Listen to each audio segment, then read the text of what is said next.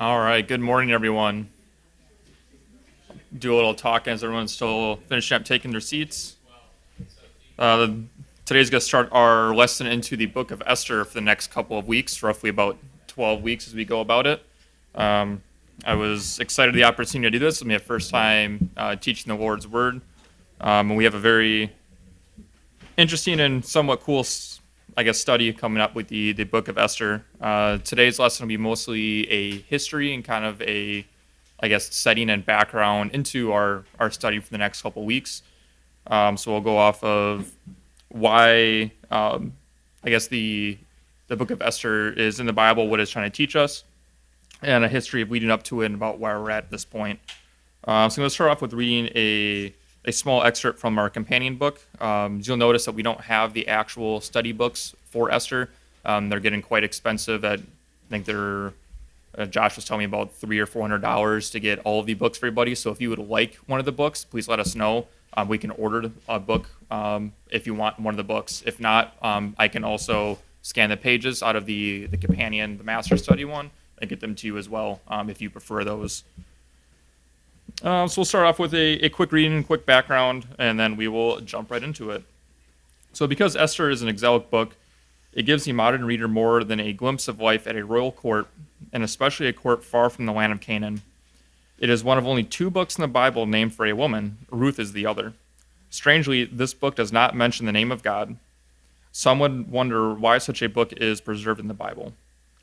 It is an account of an extreme courage, particularly from one caught in captivity. Through events only God could have managed, Esther became a queen, a position that has required her to face personal and national challenges. Her courage was best expressed when she prepared to confront the king, knowing full well her boldness could lead to her death. She said, "I will go to the king, which is against the law, and if I perish, I perish," which is in Esther 4:16. With faith, or what faith that represents, once we get to that point, we'll understand why that was such a strong point and why it was such a courageous act for her to do that. Esther also faced a conniving and dangerous enemy in Haman, who sought to destroy all Jews living in the land. His pride drives him to make life miserable for a particular Jew, Mordecai, who was also Esther's relative. The manipulations of Haman led to dangerous encounters for Esther, but she perseveres, and with God's guidance, outmaneuvers her enemy. The result is not only the survival of Esther and the defeat of Haman, but also the survival of the Jews at that time and at that place. God's providence is clearly at work in this remarkable story. So as we jump into this, we'll find out that through this story, we're essentially building up how for multiple points of history, the Jews were almost exterminated through a pogrom. And we'll learn more about what that is as it goes on. But through the courageous acts of Esther, which will be inspired by God, we kind of learn why that did not happen. Quick backstory and kind of setting where we are at in history. The book of Esther begins by describing the power and the might of a Persian ruler in the name of Ahasuerus, also known as Xerxes, which the Bible references Ahasuerus as the king, but through history that we have recorded, it lines up perfectly with Xerxes. So I'll probably refer to him mostly as Xerxes most of the time because it's much easier to pronounce. But the Bible, his name in the Bible is Ahasuerus. Since the secular records of Persia know of no such king, and because of certain linguistic explanations, many believe that Ahasuerus is the Persian emperor from the Greek sources as Xerxes. Cyrus, not Xerxes, was the first emperor of the Persians. He inherited a small kingdom when he was 40 years old. Within a few years, he added the realm of the Medes and Asia Minor, the Babylonian Empire, especially the empire I always get this one wrong, Nebuchadnezzar. Nebuchadnezzar, thank you, and all realms in between to his empire. Cyrus added Babylon to his realm in about 539 BC. He sent people from Nebuchadnezzar and conquered back to their homeland, who had been conquered. Among them were the Jews. Cyrus was killed in a minor skirmish, and he was about 65 years old. His son Camses extended the empire to at least the first cataract of the Nile in Egypt, and he died from a mysterious disease where he made it back to his homeland. Camses may have suffered from an acute mental illness. After Camses died, there was turmoil in the Persian lands. Darius tried to make a case that he was the heir of Cyrus, but in fact they're probably unrelated because there's no records or correlation between the two of them. Eventually, Darius and his son Xerxes established a new dynasty in the Persian Empire. Both Darius and Xerxes attempted to conquer and control cities of the Greek peninsula, but were unable to do so. Darius fought against the Athenians at Marathon and on the seashore of Athens, but was defeated. Xerxes brought a larger army and built a navy to supply his troops. He met the Spartans at Thermopylae, or at the Thermopylae Pass north of Athens, and managed to move southward, but had his navy destroyed in the narrow waterway between mainland Greece and the long islands of the Salmi. One of the oddities of Esther is that it does not appear at a first glance, at least, to be very religious. It does not even refer to the name of God and important religious concepts such as the covenant and law, which also go unmentioned. The book hardly exaggerates, and it describes the power of Xerxes as extending from India through the realms of Asia Minor and Mesopotamia and into Egypt. He had 127 provinces in all. Persia controlled the largest empire that has existed in that time near the east, and after the Persian navy was perished, the army of Xerxes hung on for a while in Greece, but eventually gave up to the notion of conquest. So that kind of sets where we are in history. And the events, I guess, as it goes through this book, is all I'll point out very much is kind of why we are in this position and how this book has come to be. So if someone would like to start out with reading Esther 1 through 4, then we will get right into it. Now it took place in the days of Ahasuerus and Ahasuerus, who reigned from India to Ethiopia over 127 provinces. In those days, as King Ahasuerus sat on his royal throne, which was at the citadel in Susa.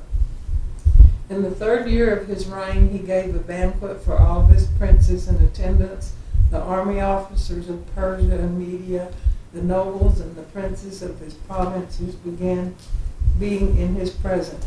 And he displayed the riches of his royal glory and the splendor of his great majesty for many days, 180 days. Awesome, thank you. So as we can see here, this gets into our first party that Xerxes is throwing, and it kind of shows the breadth of his kingdom as we will go through many times in this book.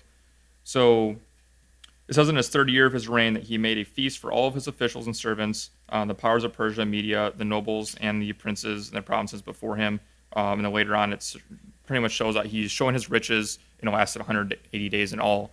So the first party that he had of the two lasted 180 days, which is going to be noted later on as more of like a drinking party. Although the law of the land at the time wasn't necessarily that you weren't supposed to drink or couldn't drink, but Xerxes kind of made it so no one should be forced to drink, but it was indeed just to show off his wealth after his failed conquest that he just had over in the Greek Isles. And then as we get into this, we'll talk about the second party, which is more of an actual feast, which only lasted 7 days. And in that 7 days is how Esther is going to kind of come into play here. So the purpose of this is going to be threefold. So first, the story of Esther kind of depicts a time when Jews successfully resisted a pogrom that was brought against them, and then for reasons not completely understood, the Jews over the century have received hatred and persecution from many people. And certainly they developed cultural norms that others took to be offensive. And Haman, was an enemy of the Jews in Susa, told the king that there's a certain people scattered and dispersed among the people in all the provinces of your kingdom, which to be later noted in Esther 3:8.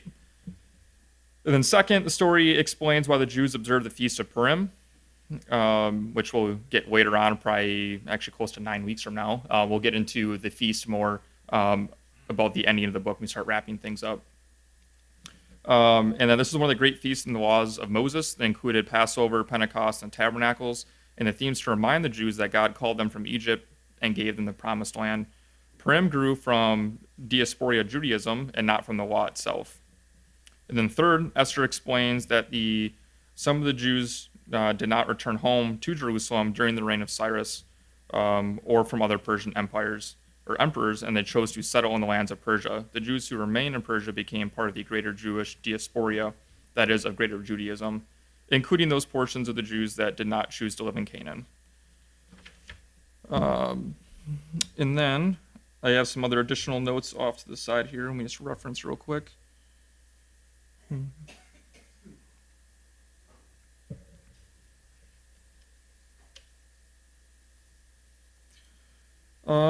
Here it is. So he made a feast for a small and great prince and servant, which lasted for 180 days.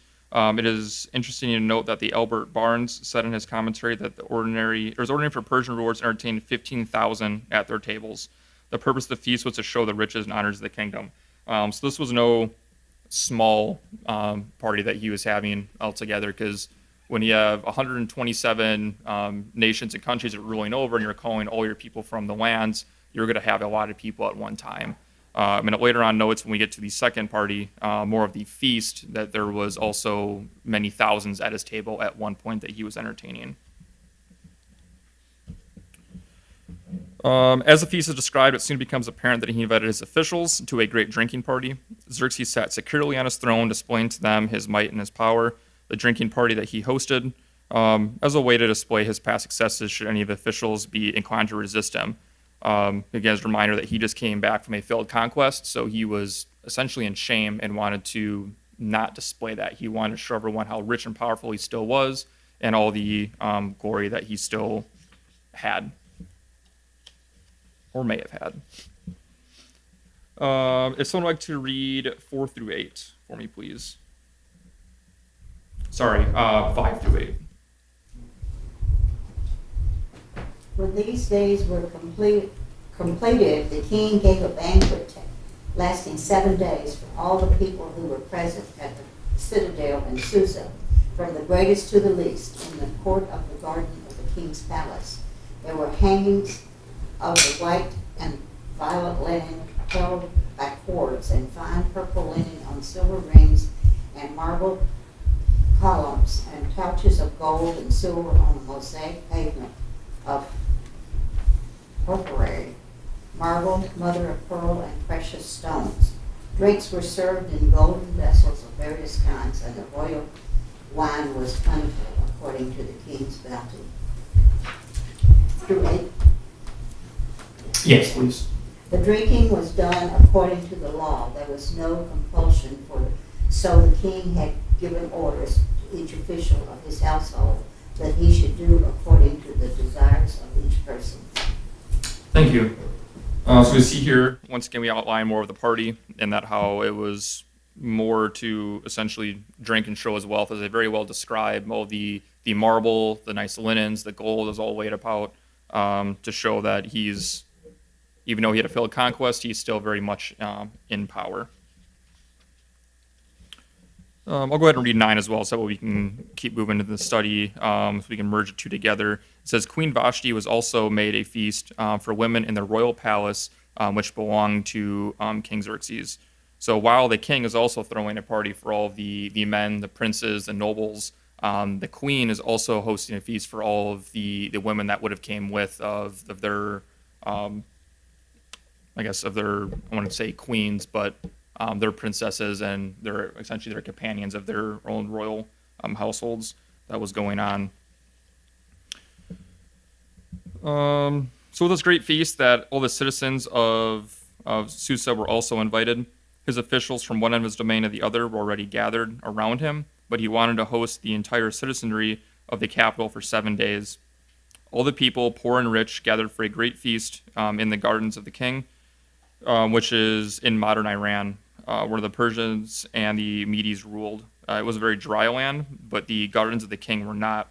Water flowed everywhere, with exotic plants throughout the realm were on display. It is a time for Xerxes to present himself to subjects as a lord and a god.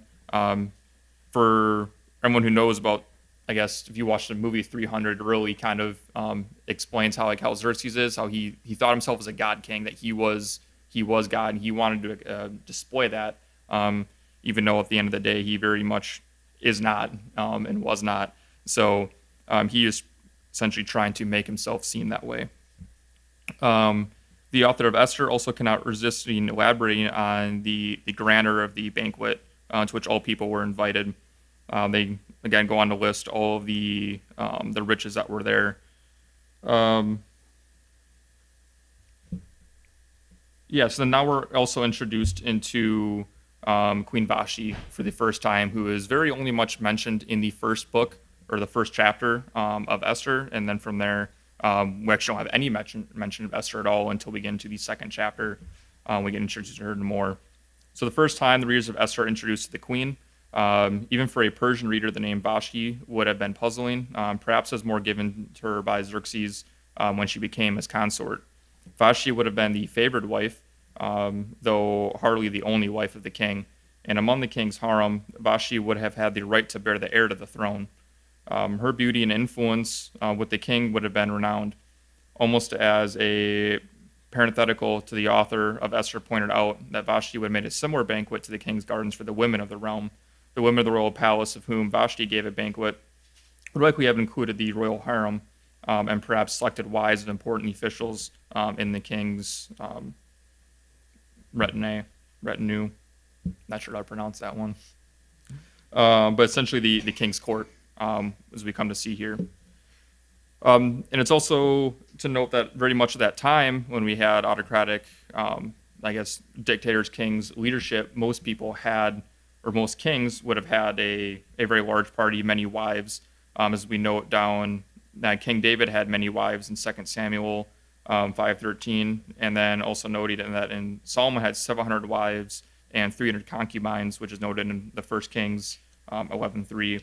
But polygamy was never an unmixed blessing for Israel's and Judah's kings, as most of the time, the more wives you had, the shorter of a life you tended to live. But back in the day, kings, they would try to explain or show off their power more, that they had more control, more power than they did. They would add more wives and more concubines.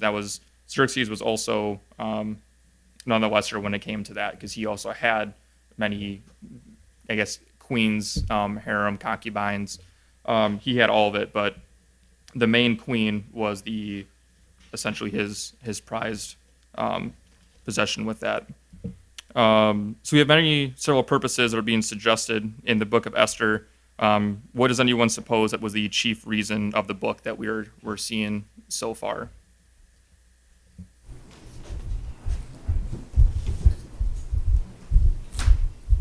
And there's not really a whole lot. Oh, you have something to say? Yeah, essentially a lot of it is just a lot of showing off, and it's what we'll see later on once we get into this, that there is no reason to essentially show off and flaunt everything. So one of the main themes of this book is going to be that true happiness is not found in the glories of land and possessions, which is noted in Luke 12, both verses 15 and 21, that you should not have happiness on your possessions, but you need to be have happiness in many different areas. And then a second theme that we're going to come into as well is that man shall not live on bread alone, which is noted in Matthew 4:4. And then the third one, the name that we're going to get into is be careful of pride, because it brings one low. So in Proverbs 16:18, it notes that you should not be too prideful of the things that you have. So if you're out here flaunting your stuff, usually bad things are not necessarily going to be far away from you on that one. So if Esther has little religious value, why do you suppose it is part of the Old Testament?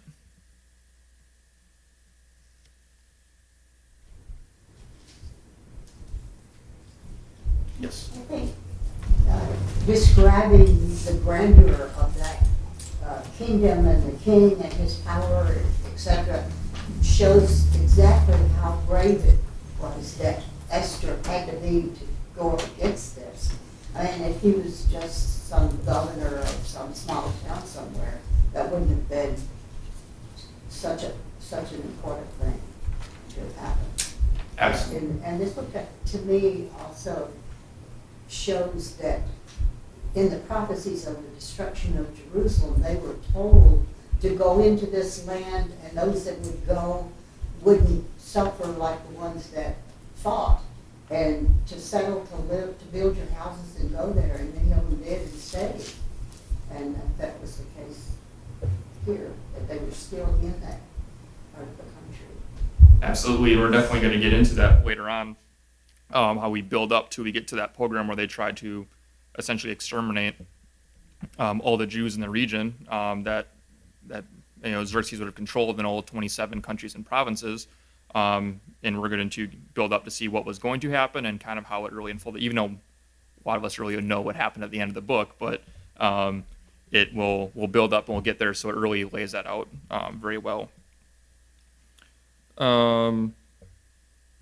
Let's see. All right, let's go to our next section. If someone wants to read, we'll start off with just verses 10 through 12. On the seventh day, when King Xerxes was in high spirits from wine, he commanded the 7 eunuchs who served him, Mehuman, Biztha, Harbona, Bigtha, Abagtha, Zethar, and Carcas, to bring before him Queen Vashti, wearing her royal crown, in order to display her beauty to the people and nobles, for she was lovely to look at. But when the attendants delivered the king's command, Queen Vashti refused to come. Then the king became furious and burned with anger. Thank you. So as we can see here, we're at the near the end of the party. And note that the king was merry with wine, which is essentially saying that he was drunk. He had a little too much to drink at his own drinking party, that he did not force anyone to drink more than they should have. So, and of course, he drank more than he probably should have been drinking at the time, and he wants to show off his most prized possession, which is his queen. In some of our notes that we have outside of the written word, when he's summoning his queen wearing her royal crown, it means that she is coming wearing nothing but her crown, so he can display all of her beauty as it is in whole. And Queen Vashti was obviously not pleased with that. So when the eunuchs came to retrieve her, she said, "No, I'm not going to be on display for you to show off everyone, I guess, herself." And at the time, refusing a king's command was obviously not well met with tidings for you. So as we'll get into here more, we'll explain, I guess, what essentially happened to her after that. One of our notes, he says, again, no one refused a direct command from the king. Either the king himself or Vashti was going to be publicly humiliated, and it was not likely to be the king. So now that the king has been humiliated, we'll see that he's going to, I guess, gather his court around him to figure out what they're going to do. So if someone would like to read 13 through 18.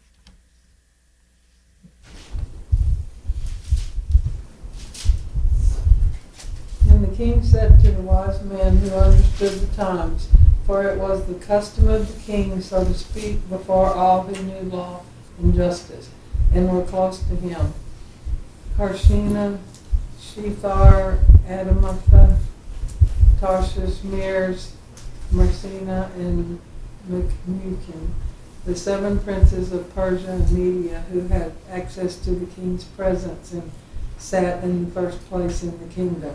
According to the law, what is to be done with King Vashti, because she did not obey the command of King Ahasuerus delivered by the eunuchs. In the presence of the king and the princes, Memucan said, Queen Vashti has wronged not only the king, but also all the princes and all the people who are in the provinces of King Ahasuerus. For the queen's conduct will become known to all the women, causing them to look with contempt on their husbands by saying, King Ahasuerus commanded Queen Vashti to be brought into his presence, but she did not come. This day the ladies of Persia and media who have heard of the Queen's conduct will speak in the same way to all the King's princes, and there will be plenty of contempt and anger. Thank you. So yeah, there's a lot to start with that one.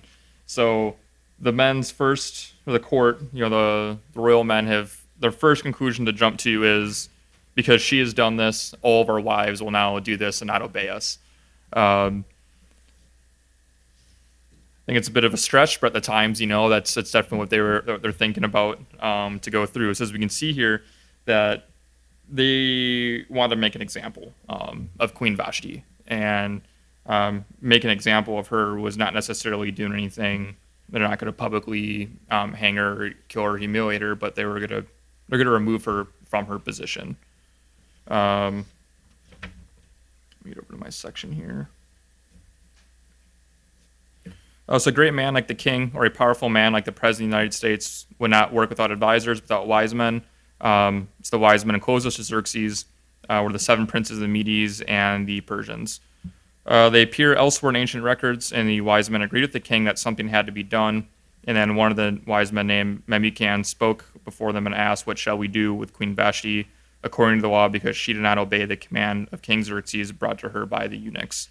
And the law was very important to the Persians, as it was for the people of Israel, but God himself had given Israel its law, which is noted in Deuteronomy 4:13. And in the Bible, nowhere else historians have found assurance that the law of the Medes and the Persians cannot be changed. However, a new decree may be issued that essentially nullified the first, or at least compromised it. So yeah, Memucan went on to explain to his listeners and broader implications of Vashti's refusal to the king's command, and now they're worried that if the queen can disobey her husband, then a wife doesn't have to obey her husband, and I think it's going to cascade down further. So now they need to make an example so the king does not look to be like he is without power, as he is trying to again display with all of his pride, showing that he has all these wealth, this riches, as he controlled this land after he just got humiliated through a failed conquest, and now at the end of this party, his queen is now trying to humiliate him. Does anyone have any notes or thoughts or comments through that section? Yes. There's not really an indication of how much time has passed between, Vashti refusing to prance naked in front of a bunch of men, and the bunch of men saying, well, we need to punish her. I would assume that it happened pretty quickly, just based on, all of them are already all together and everything. So that's my assumption. So what I'm about to say is based off of that assumption. But if the king has been drinking that much, I also would assume that the rest of the men were drinking a lot. Mm-hmm. And it kind of serves as a warning, I guess, because, we can look at this now and be like, well, all this is really morally wrong. I'm not a husband, I'm a wife, but I would assume that any husband wouldn't really want their wife to parade around in front of a bunch of other men, because that's, marital property. Not for everybody to have, but with everyone being all drunk and, like you said, humiliated, and letting pride get to them and everything, this is a recipe for severe lapse in judgment. Yes, I think, unlike us, our wife is our jewel, whereas in his case, this is possession. No, you would never do that. You better not. Wouldn't even cross your mind. But he's been humiliated, now he wants to show how he has the most beautiful woman in the world, show her off to kind of gain some of his prestige back.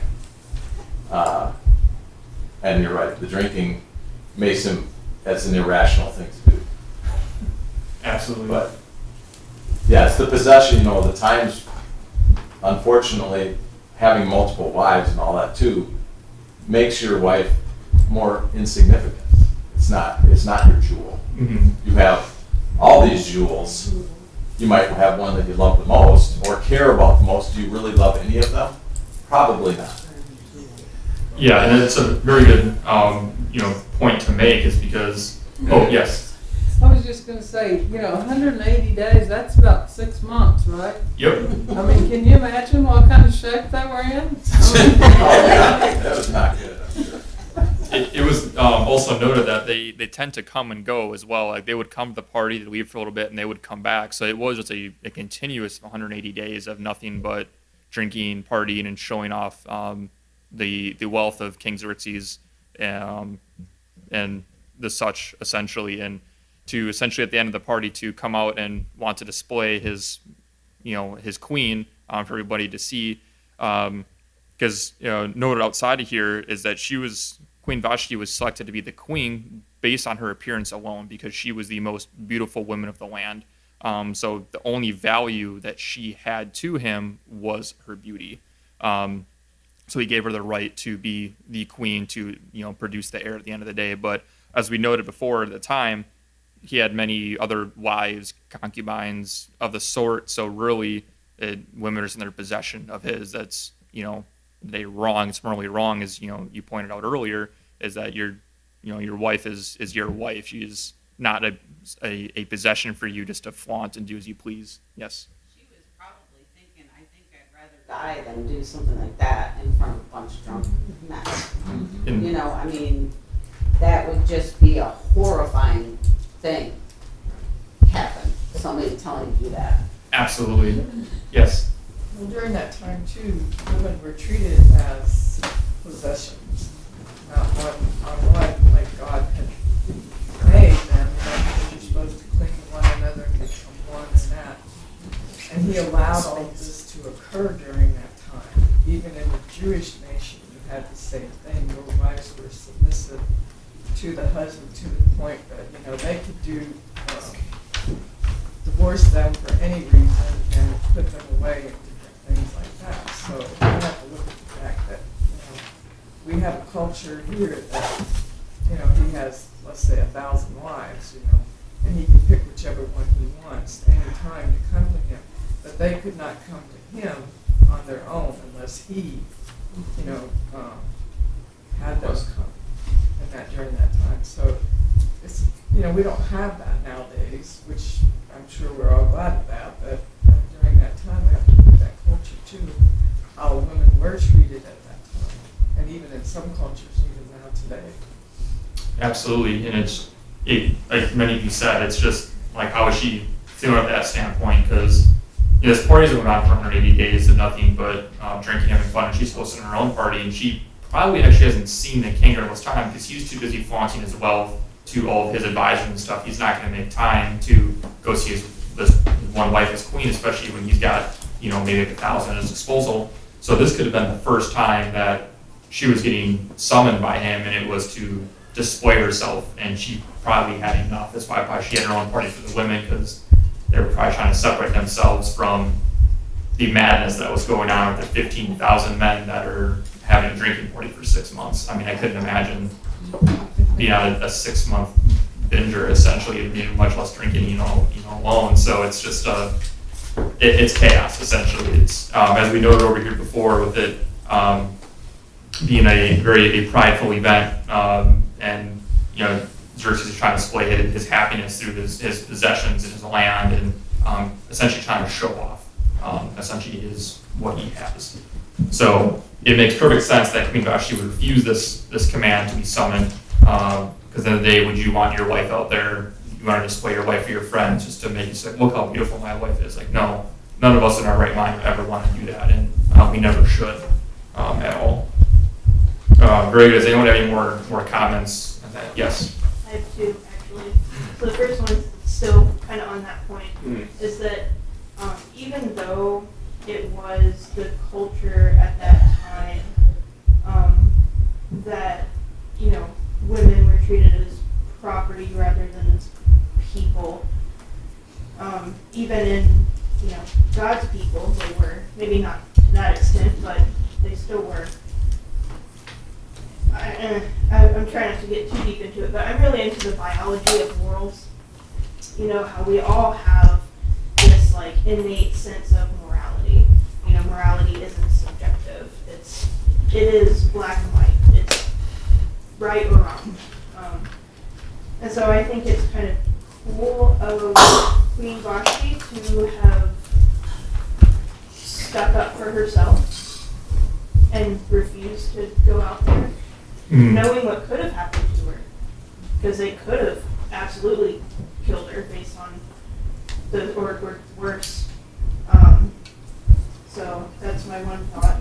And the other thought is that, and this is maybe a little tongue-in-cheek, but if he had all this wealth to have a 180-day constant drinking party, maybe if he had put those resources towards winning a battle, he would have won a battle instead of had to do a drinking party to be prideful. You know what I mean? Mm-hmm. Yeah. That's what I thought. It's definitely something to think about, you know, and you could have focused or not worrying about expanding the lands that was a failed conquer just a couple years before, to, you know, trying it again. I mean, see through history, a lot of his army was obviously not well trained. They had some really good expert soldiers that had a million strong, but most of them were slaves that he took from different areas and that he expressed their control to send them off, and their willingness to fight obviously wasn't there. But yes, absolutely. It's a very good point. Does anyone have any more points, comments, or things before we move on? Yes, Baxter. Stein not being one of God's people, if she gets in here, the book of Esther doesn't happen. Correct. Which is interesting. I mean, it all hinges. I mean, so many things come together in the book of Esther. Yeah, it's a good point to make. As we said before, this is one of the few books that, you know, the God of Covenant is not mentioned, but it's when it comes to Esther, it's going to be that faith and God working in the background to make everything go on. Yes. You can finish your thought. No, you go ahead. I had a thought earlier, but we had already moved on about exactly what Baxter had said about how, you know, this entire book wouldn't have happened, and there may not be a specific reference to God or the law or covenant or anything like that in Esther, but God did make a promise to Abraham that Christ would be coming through the Jewish race, and the book is, you know, not about, but it includes a lot of context with, you know, the Jewish race being exterminated, and you can see God working to prevent that from happening in order to fulfill this covenant with Abraham. Yeah, without I see you. I'll get you in 1 second. Without Vashti standing up and not doing this, this I guess part of history would have been. I'm trying to say, without the courage of one woman to stand up, I guess really it'd be two women at this point because we have Vashti, and if Vashti didn't do what she did, then Esther had done what she did. But without Vashti standing up and saying no, then the series of these events would have unfolded very much differently. Betsy? One time about just one man, and there's several situations through the Bible that it comes down to just one man that, or, you know, in this case woman, but one person that carried it on, you know. So that's It's really something. It's very inspiring. It's the act of courage that was displayed, I guess, by both these women, because Vashti is soon not going to be mentioned whatsoever as we go on. When we get to Esther, both of them, mainly focused on Esther on here, is just incredible for what they did, knowing exactly what could happen to them. Awesome. Well, let's get to the next section. If someone wants to read 19 through 22 for me. If it pleases the king, let a royal edict be issued by him, and let it be written in the laws of Persia and Media, so that it cannot be repealed, that Vashti may no longer come into the presence of King Ahasuerus. And let the king give her royal position to another who is more worthy than she. When the king's edict, which he will make, is heard throughout all his kingdom, great as it is, then all women will give honor to their husbands, great and small. This word pleased the king and the princes, and the king did as Memucan proposed. So he sent letters to all the king's provinces, to each province according to its script, and to every people according to their language, that every man should be the master in his own house, and the one who speaks in the language of his own people. Thank you. So as we see here, the decree has now been proclaimed. So Queen Vashti is no more. She's been removed from her position. As we can see here, they didn't string her out, they didn't hang her, they didn't kill her, they just removed her. They set her to the side to be with the rest of his wives and his concubines, and he is now going to search for a new wife, which we'll see next week, where Esther is going to enter the scene as we continue through the book. One page off here.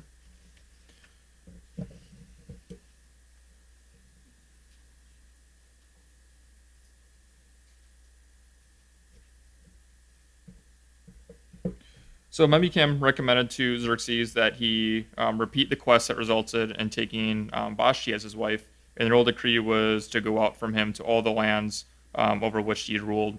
As we'll see here, I think we have 3 decrees. I'll go out to the entire land throughout the book of Esther, this being the first one to find Esther, the second one being to essentially on a certain day that was selected by the rolling of dice, that the extermination of the Jews, the program was to take place, and the third one, which we'll get to later on, will be the repealing of that the Jews can now fight back, which was very interesting, which we'll get to later on, is Xerxes didn't repeal the thing or the act, the decree saying that, do not try to exterminate our Jewish brethren, but giving the Jews the ability to fight back to being killed. It's very interesting.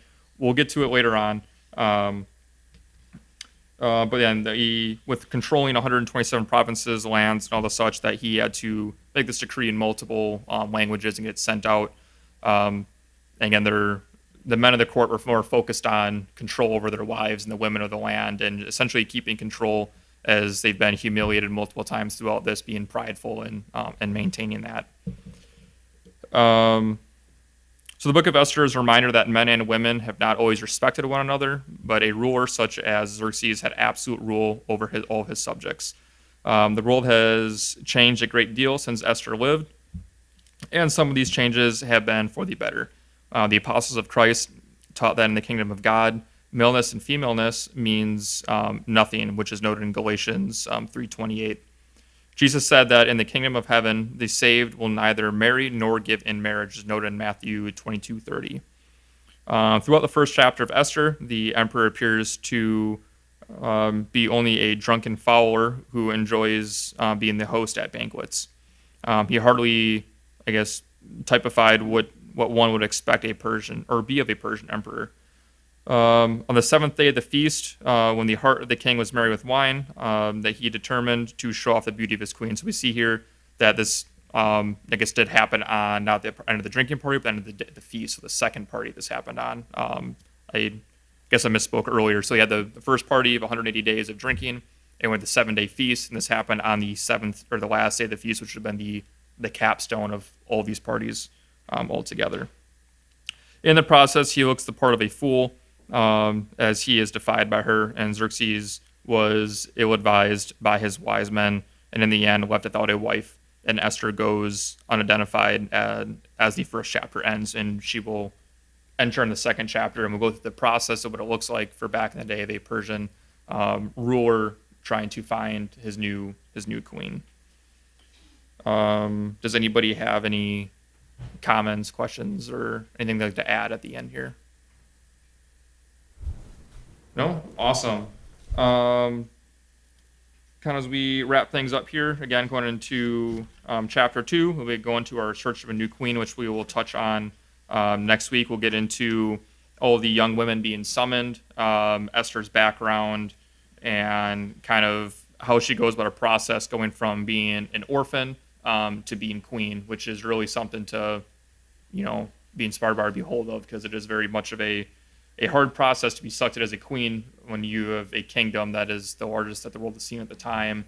There's thousands of women being brought in to something that can only be explained as, God pretty much making it happen, the divine power that is going unseen.